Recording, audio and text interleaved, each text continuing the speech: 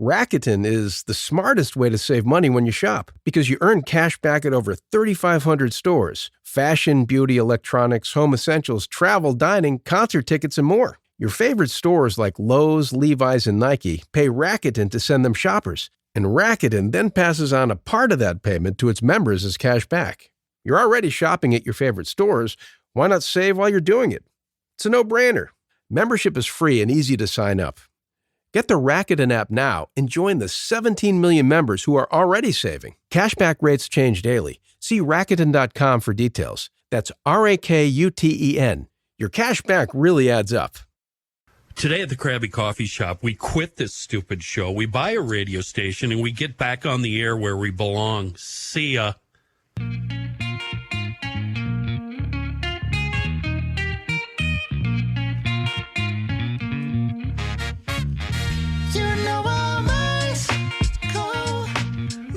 That statement inspired by something Tom Barnard said on his Twitter account, who just happens to be our guest today. Hi, Tom. Hello. How are you? It's Tommy B. Thomas Barnard. I love what you're doing on Twitter, and I want to talk about a lot of what you've been saying. But first, I want to bring up something that might make you mad. How about that Twins game last night, buddy? Boy, look at the time. Penny, honest God, I could be honest with you. I am such a huge Twins fan. I know you are. The Twins. Yeah. I can watch until somebody else takes like a 5-run lead, and then I got to go. Yeah. And then, of course, they come back and tie it up 5-5, and the Twins lose anyway 6-5. Is that what happened last night? Oh, in the ninth, yeah. Yep. Oh, it was so hard. Now, can I ask a question for those of us who don't know? Are the Twins good this year or not? Oh, God. Amy, I don't know if we should address this with Tom because you really take this shit personally. He's going to dump the whole table over. You really take this game and this team personally. I absolutely do. I've loved them. Well, again, I think where to start there is the fact that we used to have a great basketball team here. The Lakers, the Minneapolis Lakers. That's right. Everybody was the Minnesota Lakers. They were not the Minnesota Lakers. They were the Minneapolis Lakers. Not even St. Paul. Okay. Which I even didn't really understand as a 6-year-old. Sure. Like, why isn't it Minneapolis St. Paul? Right. But it wasn't. Bob Short, I believe, owned the team. He's the one that sold it off to Los Angeles. But we're in a situation where our basketball team can't win anything, correct? Well, yeah, they can't take it all the way. Every year, right? But come on. But they've never won the top prize. The hockey team in the state of hockey has never won a hockey title. Florida keeps winning that. Florida, they got a lot of them in Florida now. So that leaves us with football. I've been suffering with that team since 1960 because they've never won the big one either. And then my Minnesota Twins at 1987, it was so sweet because I had just started the station 1 year earlier, and all of a sudden, and I came out early that year and said, the Twins are going to win the World Series. I said, there is no way they're going to win the World Series. That team is not good enough. They don't have enough people. I said, I'm just telling you. I looked at the balance of everything in the American League, the National League. They might not, but I think they're going to win the World Series. And people thought you were crazy. They did. They thought I was out of my mind. 6 months later, I was sitting on a set. I can't even remember where it was. I think it was over at the number 4. But I'm sitting there with Kent Herbeck and Gary Gaetti and somebody else. It wasn't a player, somebody else. So we go on the air, and they say, okay, Gary Gaetti has a question for Tom. And just because I was so close to Gaetti, and Herbeck is still a great friend of mine, and I feel very lucky to know these people. But the first thing he says live on the air is, Tom, I just don't understand it. I listened to you from the first day. You said we were going to win the World Series. How did you know? And I said, no, I say that at the beginning of every year, which I don't, but I just thought I'd upset him. That's funny. By telling him, I do that every year. What are you talking about? That is so funny. I remember that year only because I believe 1986, I was in Mankato. I'd gone down to do Radio Mankato. Okay. And we were an affiliate of the Twins broadcast network. Oh, sure, yeah. Down in Mankato, KTOE was. And I was on the FM there. And I remember this guy coming through, and I was like, who is who's this guy and why is he doing this?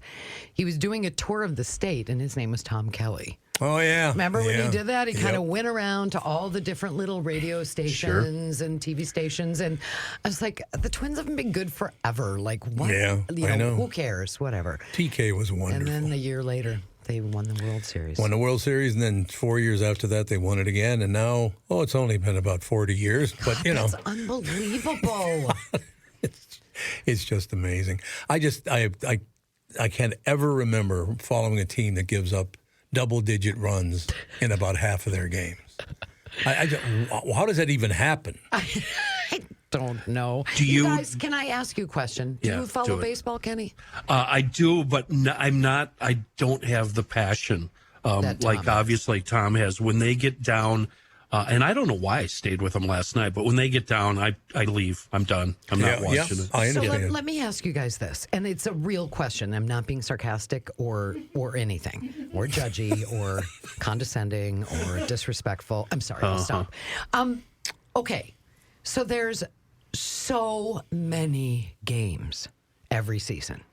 So many. 162. Plus preseason Plus, and yeah, you're postseason. absolutely So now right you're getting about close to 200 games, Yep. right? When they're not good, as you have described them as not being good, how do you stay interested? It's I so don't. slow.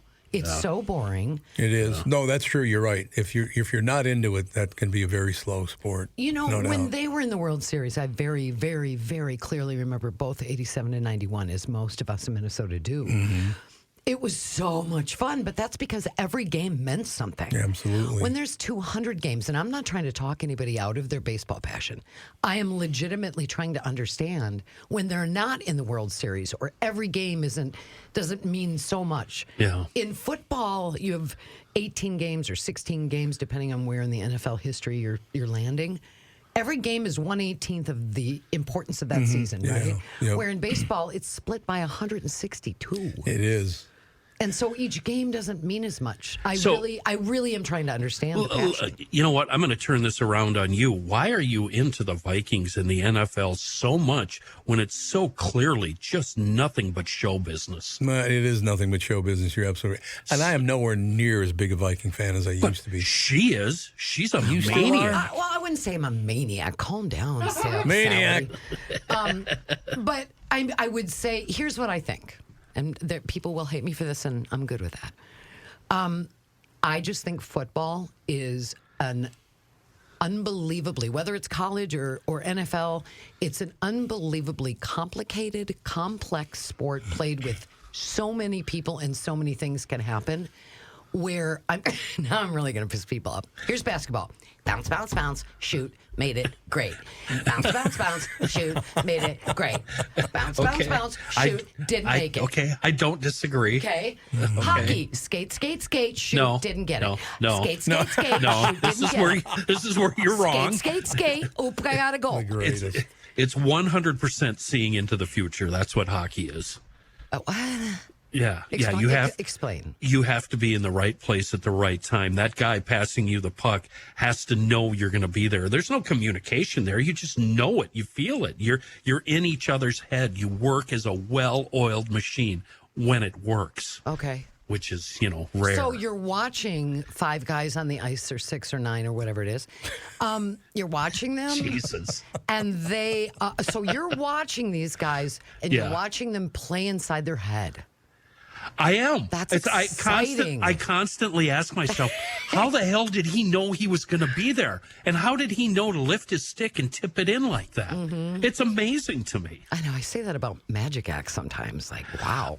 Tom, I worked for The Fan for a year, 100 years ago, and they invited me to go to a game in Tampa when it was still the Big Sombrero.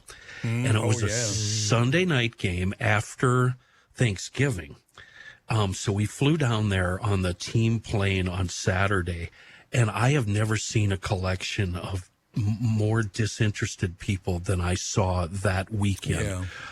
Before the game, during warm-ups, and after the game and going home. I saw no regret for losing to the Buccaneers, none whatsoever.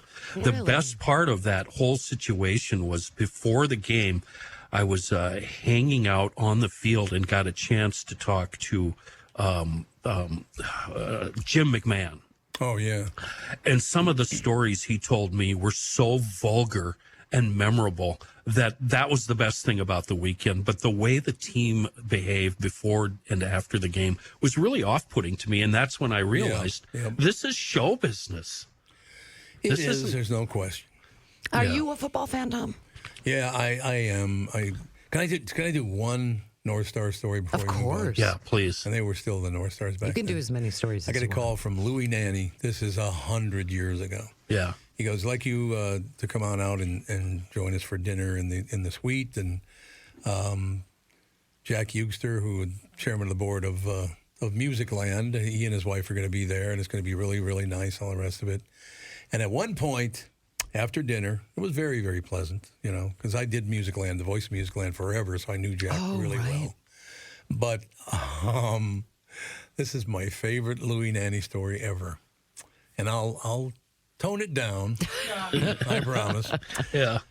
I can see, because I'm sitting to Eugster's wife's, I don't remember her name, so Mrs. Eugster is as good as I can do. I'm sitting, so she's here, I'm on her right, and Louis on her left. And I always see Louis doing this. Yes, we're having a good time, and he'd lift his head, because every time they came down the ice, he wanted to see what was going on, right? Yeah. And he's constantly, so anyway, so we're talking, and it's great. And I see Louis really, really starting to bounce his knee up and down. He's getting all worked up and all the rest of it. There's a breakaway. The shot's fired. It hits the pipe. Does not go in. Clank. Hits the pipe, and this is Louis Nanny. Now, she's right next to him. I'm right next to her. He goes, so anyway, F! Only he didn't say F. Yeah. It was unbelievable. Oh, my God. He stands up screaming the F-bomb. Right over his wife's head. Yeah. God, it was just wonderful. And you were friends with him for a long time. I've been friends with the Nanny family and the Letieris. Matter of fact, Catherine just ran into a young man playing in the NHL right now. I heard he's going to a new team this year, though. I think that's what I heard. But she said that, because we've known him since the day he was born. Wow. And I guess she said he wouldn't stop hugging me. It was great, but it was like, oh, God. Back down, kid. I'm not your mommy. Yeah, exactly. Hey, let me ask you this, Tom. How does it, you and I, we know each other, and we've spent lots of time talking on the phone. I know a ton about your growing up and where you came from, which would be described as humble beginnings. Humble. Yeah, they're humble, all right. Humble no beginnings. question.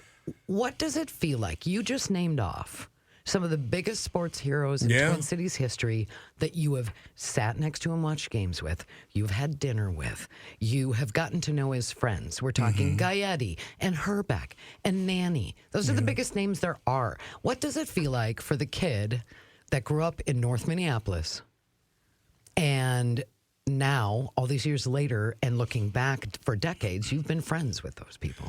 What does it feel like? I would say, because my father was paranoid schizophrenic, and when I was 7, he was taken away in a straitjacket, and we all witnessed that whole situation. Oof. That was the last day that I ever had fear of anyone. Right. Because he was scaring the hell out of me, because he'd look right through you. He couldn't even see you at some times. Sure. And nothing has ever scared me that much.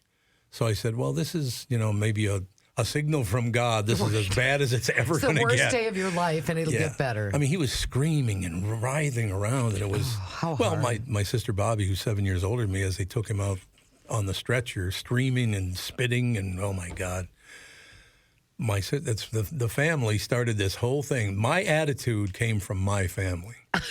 Okay. As they're taking our dad out, he's got the straight jacket on, and they got him strapped down to a gurney, and he's still flopping around and screaming and yelling and spitting, all the rest of it. And as he's going out the door, Bobby, my sister, looks down and he goes, "Hey, Tommy, I think they think our dad is nuts." And I'll never forget that, because I said, even my sister, who should be more terrified than I am, even she's cracking jokes. This is the way to get through life, is make fun of everything. It totally is. Yeah. It totally is. And it's seriously, I don't take any of that stuff very, very, very serious. But you must have pinched yourself many, many times in your life when Oh, you're yeah, no sitting question. next to the Gary Gaettis and the Oh, yeah, Hermans. yeah, absolutely. You know, having dinner with the President of the United States and all the things that I've done, I just, but I think part of that has to do is that nobody intimidates me. I'm not scared of anybody. You Except don't like me, me? except well, me. you're terrifying. That is That's true. everybody. That's an everybody deal there. Definitely. No, I feel very, very lucky in that, well, to just not go too deep with it, but two of my great uncles and one of my uncles were murdered. Right. You know, and to watch your family get bumped off like that. And my Uncle Augie, who died at 39 years old, they threw him off a building. Jeez, where? That was Here? downtown Minneapolis, yeah. Right across from, we lived at 1200 Spruce Place, which is right on Loring Park. Yeah, Yeah, my at the sister used to park. live. There's row houses. Yeah, there. row My houses. sister That's lived exactly in right. those.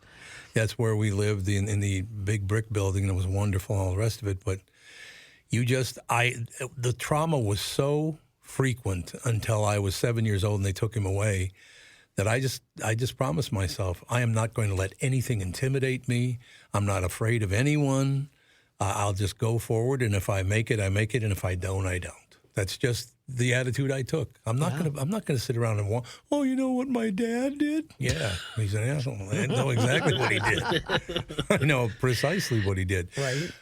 I should say, however, because it's very, very important to my story, that when my father was hauled away, Andy Fisher's father, Mr. Fisher, Mr. Laurent, Mr. Lundeen, Mr. O'Brien, the fathers in that neighborhood came forward and said, Tom, don't worry about it. We'll take care of you. It was cool. beautiful. Wow. Yeah. It was just a beautiful, beautiful time. They were just so, they were mostly Irish Catholic. But other than that, Other than that, they were okay. other than I that, they love were how you decent. still call them Mister, because that's how you know them, right? Absolutely. Yeah. And that'll never go away. You're Nope. absolutely right about that. I can't If you even- know somebody as a Mister when you're a kid, they Yep. stay a Mister forever, don't All of our teachers, yeah. I still refer to them, as Mr. and Mrs. You do, don't you? Well, Yeah. Hey, Kenny, I know that you've got a ton more questions, and I'm going to stand aside and let you ask them so we can get out of the way. But why don't we go to break, and then you can get us back in. Let's do it.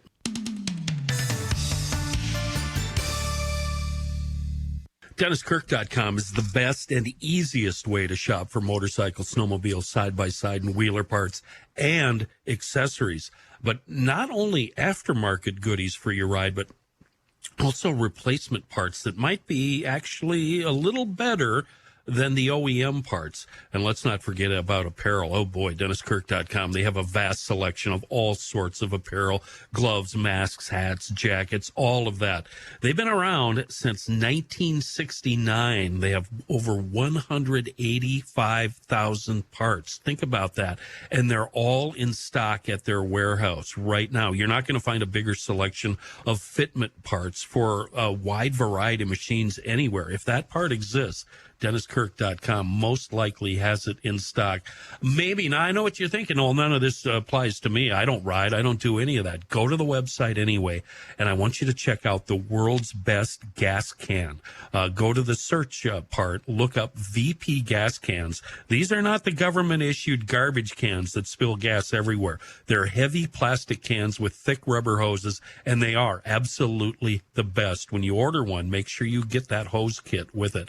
Before you go anywhere else, check out Dennis Kirk. We get same-day shipping on orders placed before 6 p.m. And even better, orders over $89, they ship for free. Don't worry about fitment on any clothing items because all customers of Dennis Kirk get free returns on helmets and apparel. Whatever and wherever you ride, Dennis Kirk has the parts and accessories you need. DennisKirk.com. So I mentioned Twitter earlier, Tom, and I don't expect you to do this, but I've always thought it would be, like when Judd or Phil or somebody, they live tweet during a game, and they're fairly serious about it. I've always thought it would be a lot of fun if you would live tweet during a Twins game, just one or two tweets per inning, just right. so we I know can do where, that. just so we know where you're at mentally. Yeah, and just don't hold thoughts. back. Don't hold back. I don't do a lot of holding back. That No. is true. That would know. be hilarious. I think it would be wonderful. I will do that, absolutely. So I'm getting two things off of Twitter from you. Number one, you announced your retirement a couple of months ago, but now I'm hearing you say, and I think I agree with you, that you kind of miss working in radio. Oh, I definitely do. There's no question about that. I mean, it's wonderful. So do I. Why? Can you define why? What you miss about it? Because everybody heard what you said. So not everybody liked what you said. But for a kid from North Minneapolis, I graduated high school at 16.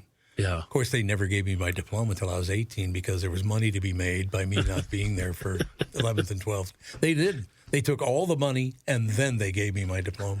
That's a true story. But because of what I went through and we all went through when I was at, people don't believe me, but I am afraid of nothing and no one. Yeah. Nothing could be as that big a deal as what I saw. You Yeah. know? Yeah. And it's not poor me. It's thank you for that, Dad. I really appreciate you going off the deep end because there's nobody going to get to me now. Did you ever see him after that?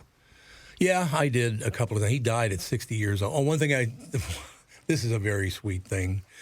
I saw him a few times here and there, but it was never about me. He just happened to be at the house. They don't hold everybody and all the rest of it. But he, boy, I tell you, he was a brilliant man is the sad thing. Very, very intelligent, very smart guy. And I guess that happens a lot of times when your brilliant people get paranoid schizophrenia. It goes way over the deep end. Absolutely. And it did, but I got a call. They said, Tommy, your father wants you to come and see him. I said, no, he doesn't.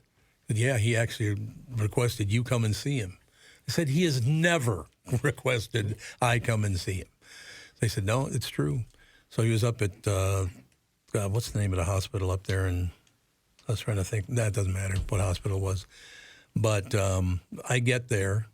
And the funny thing about it is he and my mother had been divorced for I don't know how many years, many, many, many years.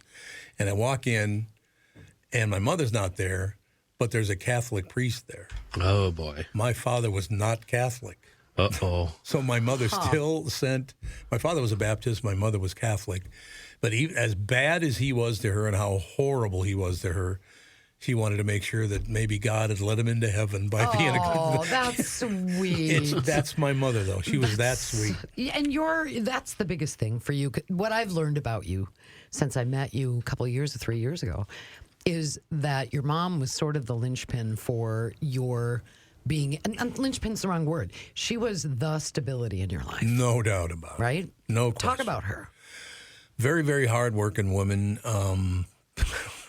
I do tell a story once in a while. She worked at a place called, well, first of all, it was Kilroy on Plymouth Avenue, where she first worked there. And I'm sitting around with my sister Vicky, who's 2 years older than I am. We're about, I don't know, I was maybe about 4. She was about 6. All of a sudden, there was a news flash. Ladies and gentlemen, we now go to the scene of a robbery, Kilroy Cafe. And the first thing we see is my mother coming out the front door with her coat over her head. She didn't want to be seen on camera. Yeah. And I said, did Mom rob somebody? Because she's covering her head. You know, I'm 4 years old. Did Mom rob somebody? That's what mobsters do. All the mobsters taking care of it. I had no idea Mom had it in her. I'll be able to hit her up for a few bucks tonight. That'll be great. You know, get me out of a jam. Finally. But I mean, honest to God, these situations. But so Kilroy, she was there for a long, long time, and then she went up and worked at a place called Kokomo's on 26th Avenue North. Oh wow. And I was 16 years old by that time, and I had a job. And once again, my father gave me a gift that I'm not afraid of anyone. I will never be afraid of anyone as much as I was of him when he lost his mind. Right. But my job when I was 16 years old was to stand out in front of Kokomo's and look through the window. And if somebody came out, I'd go, "You didn't tip my mother." You go, "What?" I said, "Get back in there and tip my mother." That's how she made her money, because I sent kids, you know, because by the time I was 16 years old, I was like 6'1", weighed about like 250. So they didn't know I was only 16, and I had no fear of them whatsoever. But it wasn't about them being bad. It was like, do not insult my mother. Right. So it wasn't about them. It was about my mother. And it worked out pretty well. I didn't have to do it for very long. She said, yeah, they're all doing it now. You don't have to come around anymore, so don't worry about it. You've got them all trained. Got them all trained now. It's a good thing. But yeah, that part of that whole thing is the men and women that I talked about earlier. The parents of my great friends went way out of their way to be nice to me. It was just it was a wonderful thing to see, you know. Did you? The three of us went to Brown Institute, right? Yeah. You went, didn't you, Tom? I did, yeah. So How did I. soon after your graduation at 16 did you get into radio? Did you know about? You knew right away you wanted to do it? I did. And well, I found out here's the way I found out. I'm 15 years old. I'm at Cleveland Park in North Minneapolis, and I'll never forget this moment. A guy came over and said, hey, your mother's on KJWB. And I said, what? He said, yeah, Sam Sherwood. I don't know if you guys remember that name. Remember but the name. Legend in radio. AM 63, KDWB. That's exactly right. Yeah. Yep. So Sam Sherwood's on the air with my mother's on the air with Sam Sherwood, and they're trying to reach my brother Terry, who was in Vietnam. It was one of the holidays, whatever it was. My brother Terry served 2 tours of Vietnam in the United States Marine Corps, and that was quite something to watch too. I'll tell you that. I bet. It was indeed. I didn't piss him off, I will tell you. I went on. Hey, Okay, so Terry, you were good to scared see of one other thing, right? Well, yeah, Maybe it was pretty. There was a lot of fear there. There's Yeah. no doubt about. Well, those guys. So your mom on the radio was an inspiration, or? Yes. So Sam Sherwood's talking to my mother. I don't know how he ever found it because we didn't know him, and my mother didn't know any of those people. They didn't know her. She just happened to be one they picked. They said we're going to get a hold of Terrence Barnard. He's the son of, and he tried to say her name. Her name is Theophilo, which means the love of God. Which is great to have your mother named the love of God anyway. Yeah. Thank you so boy. much for that. That's not scary. But everybody called her Toots because they couldn't say Theophilo. All right. So they just called her Toots. So he's talking to Toots Barnard. We're going to try to get a hold of your son and blah, blah, blah, blah, blah. And I'm 15 years old. I'm standing. I said, that's what I want to do. These guys going to reach across the other side of the planet to get a hold of my brother. Right. Cool. That's what I want to do. And that's Yeah. what inspired me to get in this business. Yeah. And you know what's funny about that, Tom, is just because you wanted to and just because you were inspired doesn't mean you would necessarily, so did a lot of people, that you would necessarily have. At the time, true. the voice made a bigger difference than it does now. Yeah, that's true. You had to have the voice for it back then. You had to have the personality for it back then. You had to be willing to live in poverty. Oh, yes. Because none of us got paid, and we still don't, by the way. P.S. That's true. But, that wasn't a certainty. Just because you wanted it, that doesn't mean it was No. going to happen. I got actually kicked out of Brown 3 times. Of course. Nice. Of course. you did. Nice. Of course. You did. Not a shock. How did you get kicked out of Brown Institute? I showed up one time, and again, we're very, very poor. I didn't even know how I got the scholarship to go to Brown, but I was given a scholarship to go there. I suppose through the Aid for Dependent Children or something Sure. must have set the whole thing up. I guess I'm assuming that's what it was, but I just watching that whole thing go on and all the rest. I just didn't have any fear of this, that, or the other thing. So I showed up at school one day, and back then at Brown, you had to wear a tie. Oh, my. boy. Oh, boy. Yeah. Yeah, you had to wear a tie every day. So not a lot of ties at Tommy's house. So we kind of manufactured a tie, and they said, you can't come in school wearing that. Look, Opie, put some shoes on and get a tie. Exactly. That's exactly right. Put your straw hat over there. So when the guy says to me, you can't come in school wearing that as a tie, I took that as a direct shot at my mother. An insult. And that did not go too well. I will tell you that. Yeah. So they kicked me out for a while and then said, you can come back and try again in a month or two. And then I did. But just to be kind of a Tommy about it, when I came back after a few months, I showed up wearing 5 ties. I had 5 neckties on. Oh, my gosh. So they kicked me out again. I like your ability to carry a grudge. I respect you for that. That is so awesome. You two should be best friends. Well, there's nothing wrong with that. It'll work out God, I know you beautifully. both. And boy, match made in heaven, man. Yeah. There was a guy, and God, what was his name? Ed Garrett was his real name. He's a black man in America today, and he was my best friend at Brown. He worked at I don't know if it was one of the soul stations or whatever, but he did end up in radio a little bit. Didn't get real huge or whatever. But I remember, being 17 years old and driving down the street. He had a big old Cadillac, so I think he might have had a side job while he was going to radio school. Right. If you know what I mean. I think I do, yeah. A side job. So he was the kind of guy, because being from North Minneapolis, I said, well, this is the kind of guy I fit in with right here. That's the one funny thing about that whole deal, me being accused of being a racist a few years ago. I will never forget that. It's like...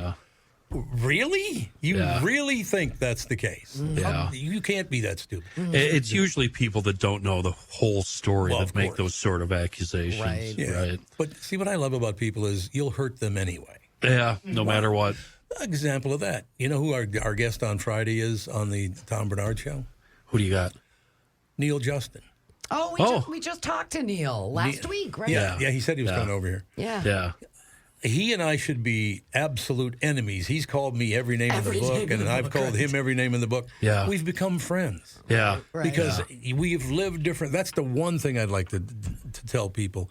We didn't all live the same lives. Right. Open the door a little bit. Not everybody is, whether it's Democrat or Republican, is not the only criteria. Mm-hmm. Yep. Just settle down, for God's sake.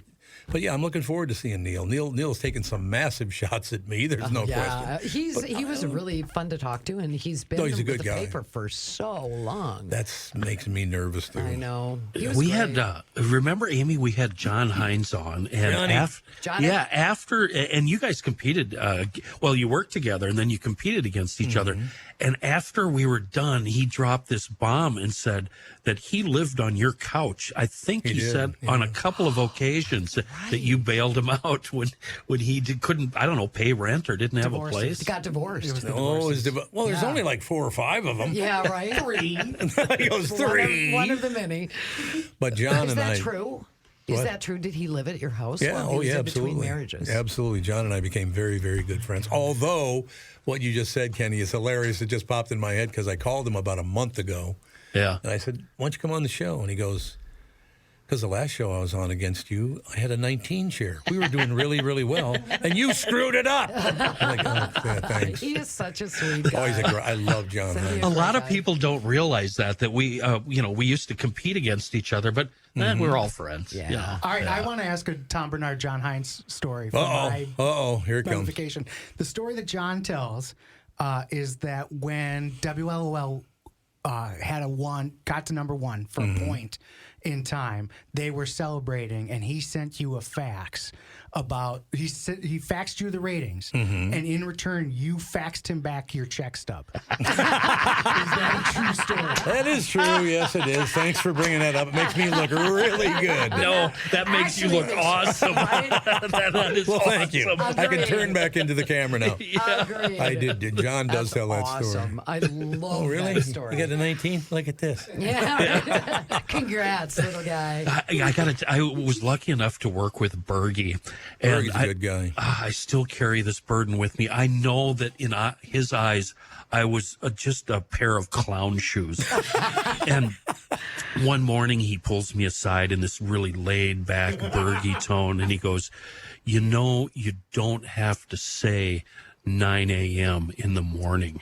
Just say 9 a.m. And I think about that, Tom, every single day. Every day I think about that, being corrected by Bergie. And those who don't know, it's Bob Berglund. It was Hines and Berglund in the morning was LOL's morning show. And by the way, if you also didn't know this, there was a place called, what was the bar right across the street?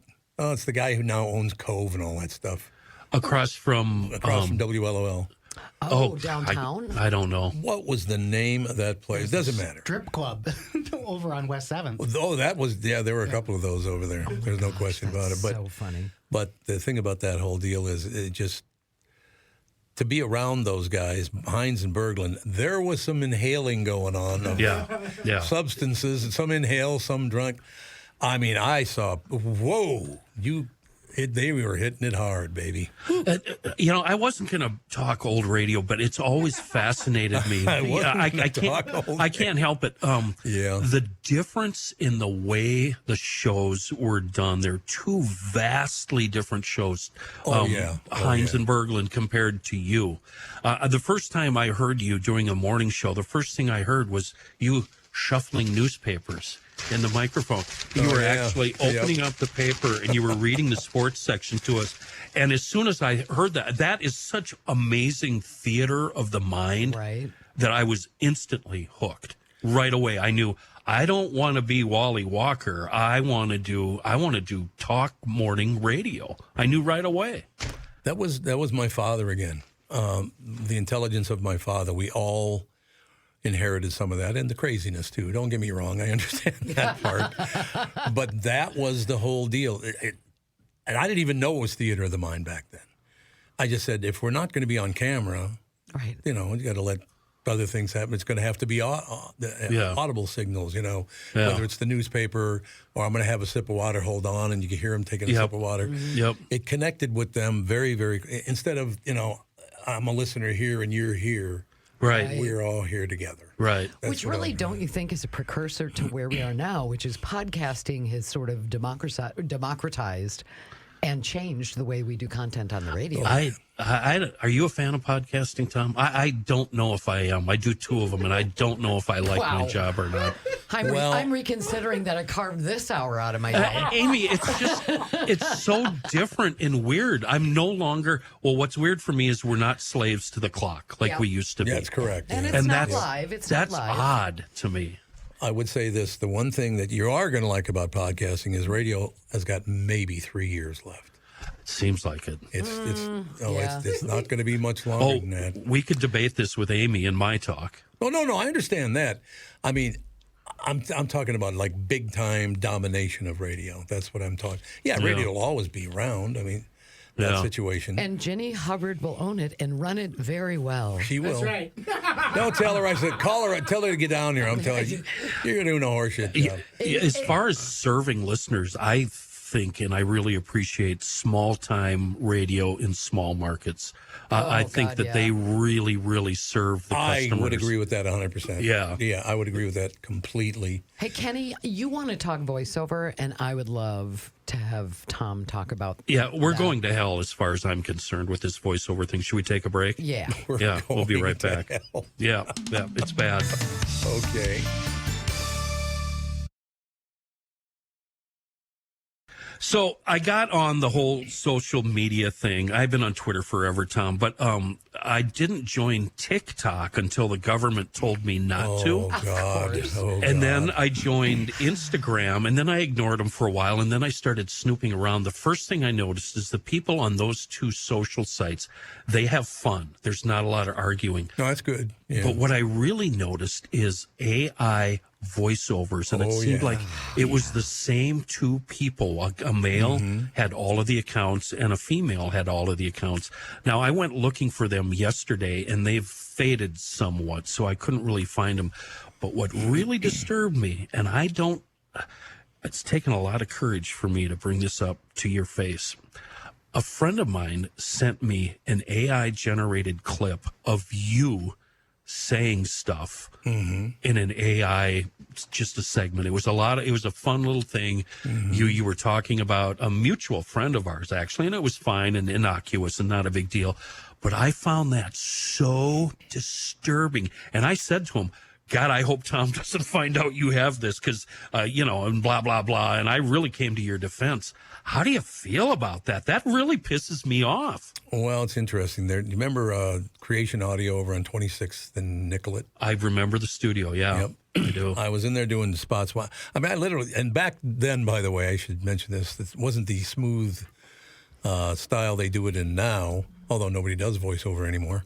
But if I had to do something in Chicago, I had to go to Chicago. I had to go to Los Angeles. I remember those days. You were on a plane every day. Every day I was on a plane going somewhere. Yeah. I'm at Creation Audio, and I'm cutting a spot. I don't remember who the spot was for, but we ended up cutting a few spots and all the rest of it.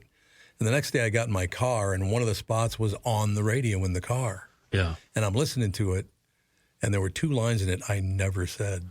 Oh, That was a little scary. how long ago was this? That had to be at least 25 years ago. It was a Moog synthesizer they used.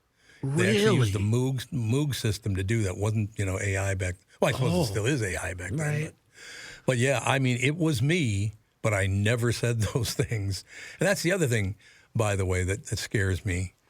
Because they now can ship to everybody things that you never said, but it's you saying them. Oh, yeah. And That's so many terrifying. people, people believe it. They do. Yes, they absolutely do. I could tell it wasn't you because your tone was.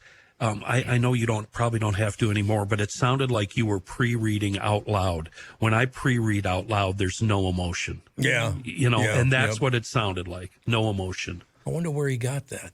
I don't know. He created it himself. Oh, he did create it from He AI. somehow got a snippet of you, and then you type in the words, and there's Tom Barnard saying stuff. Over the years, working in the morning show here at KQ, I have heard a lot of great guitar players. There's a guy that is living up in Park Rapids Lakes area. He is probably the best player that I have heard. If you haven't heard Jeff Tweeter play yet, you haven't heard a real guitar I never player. said this. No. The thing is, Isn't that you know what's wild about that? You're not lying. The guy, well, he's not a kid anymore. He's all grown up. He's a really good guitar player. And that was supposed to be the joke between my 2 friends. Listen to what Tom said about you. But isn't that frightening? It's terrifying. Because they can have you saying some really horrible things. Yeah. And you never said them. I remember, Kenny, you sent that to me. Yeah, Tom and I had worked together for the last months ago. 3 years. Months ago. You sent it to me, and I can, as anyone can who just heard that, it sounds like Tom for sure. Oh yeah. And if you're not really, really, really like deep into knowing Tom, that could pass for real. There's no doubt And about it. I was working with you Absolutely. every single day, talking to you every single day, and I was like, I can hear little differences, but not enough. Not enough. Okay, Daniels, you're running this radio station, and you still have Rocco, a real person, doing your production, doing commercials, doing tags. Are you using AI voice just for tags like available 9 to 5, blah, blah, blah? It's No. the last 5 seconds of No. an ad. No. Why? What if you can do it for nothing? Yeah. Well, that's not the best. And I'm not criticizing, but it's not the best example because doing a tag doesn't take that long. I mean, what AI, where it scares me is the kind of like jobs in this business that take a lot of time that nobody really wants to do. What about voice tracking? I was offered a voice tracking job a couple of weeks ago. I turned it down because it's morally reprehensible to me. Right. But you no longer have to hire somebody to voice track. Oh, and we should just give us a brief. What is voice tracking, Daniels? Well, I mean, we don't do it on My Talk for obvious reasons. It would be impossible and it wouldn't make any sense. But music radio. For music radio, you can record when you're listening to music. This doesn't get done in morning shows or high personality afternoon shows, but if you're listening to a show that's basically a whole lot of music and the person that comes in and talks is relatively brief every 3 or 4 songs, that can be recorded in advance, right, and then put into a musical, into an automation system, and that's what we call voice tracking. Yeah. How do you feel about voice tracking, Tom? Well, I don't do a lot of voiceover anymore. I will tell you that. Right. You might hear me doing it, but I don't do it. Right. Yeah. About 10 years ago, there was a station in northern Wisconsin that didn't have any live jocks, or maybe it was northern Minnesota, but they had you doing all the cut-ins and the liners and the ads. It was pretty cool, actually. I wonder if I ever did them. I was going to say, did you ever get paid for that? Now I'm wondering. Yeah, I'm was wondering if that was that me? Yeah. Well, we've always had the ability to run back content by automation. I remember, and I'm sure Tom and Kenny, you remember. Do you remember seeing some of the stations, especially in a smaller town in Mankato? I remember this.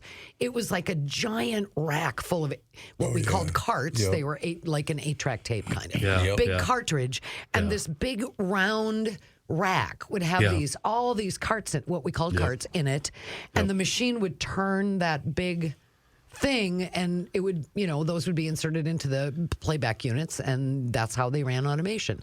Oh. Now it's just electronic files. Oh, I've never been a part of that. It was always me grabbing 6 carts and then doing a 6-cart intro. No, they used to actually have those same kind of cart trees, but they would feed into an automation system. We have the same systems now. They're just digital. Yeah. So there is a system out there. There's several, but there's one in particular that I've seen a demo of that can give you, if you wanted audio, it can give you 100 different voices doing that copy. And it goes right into the log and on the air. That's not right. So I have a question for you. I guess it's a newsroom question. How can they ever convict anybody about doing anything threatening ever again? All you got to do is, that wasn't me. What are you talking about? Yeah. Right. I mean, seriously, that's creating a lot of problems for the law, too, I would imagine. Yeah, absolutely. I never said that. It's like, And I've noticed this on social media, and not so much anymore, but people say, oh, I was hacked. And that was an easy way out of it. Right. Speaking of that, I wanted to bring something up with you regarding Twitter. I like that. The word hack and me. I read the couple. And me saying, speaking of that. Speaking of that, Speaking you of hack. hacks. Speaking of hacks. How do you feel about this? A NASCAR spotter, a guy that sits on, on top of the bleachers and talks to the driver. He made a tweet about how miserable he was being in Mexico a few weeks ago. And here's the tweet. I'm ready to go home. Screw this place. People can talk it up all they want. You can't even walk out the front door of the hotel without getting hustled and money snatched in less than 5 minutes. Good area, my ass. That got him fired. Why? Because it was not a positive NASCAR approved message on his private account. That's where we're at. It's so sad. No one can. Well, to re-reference that whole thing about me being a racist and blah, blah, blah, what I actually talked about was a woman who took a baby and stuck its head in the toilet and drowned it, right? Yeah. And they led the story by saying a woman not from Minnesota. I said, look, this is Minnesota now. We got some rules here. You don't drown babies in the toilet. You got it? Yeah. You want to do that kind of stuff? Hit the GD road. Right. Next time I heard it was me saying that to an Asian woman. Oh, Jesus. I had no idea she was Asian, but they were ready to, he knew what he was doing. I had no idea she was Asian. Yeah. Grab part of the quote and go to, Yep, absolutely. So, I mean, people just loved, well, you guys know this. You have a lot of success over here, and the Hubbards have had tons of success.